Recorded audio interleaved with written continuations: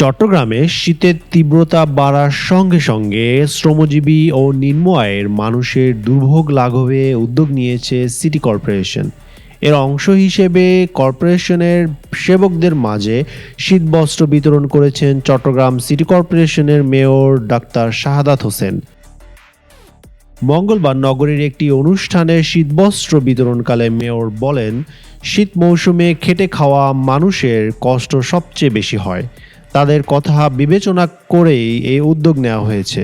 সেবকদের পাশাপাশি শীতার্ত মানুষের পাশে দাঁড়ানো সিটি কর্পোরেশনের সামাজিক দায়িত্বের অংশ বলেও তিনি উল্লেখ করেন।